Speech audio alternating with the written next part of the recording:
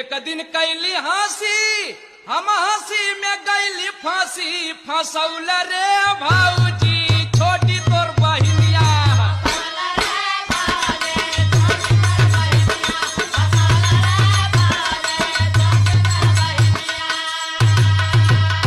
अभी नो के तनिका मत जनी है का बहुत ज्यादा करे रही का दे के मीठी बूटी ओकरे बाद तू है फिर अच्छा हाँ तो दे के मीठी बूटी ओकरे बाद तू है फिर कूटी कुटैबा हो देवरू कुटी मोर बहिनिया।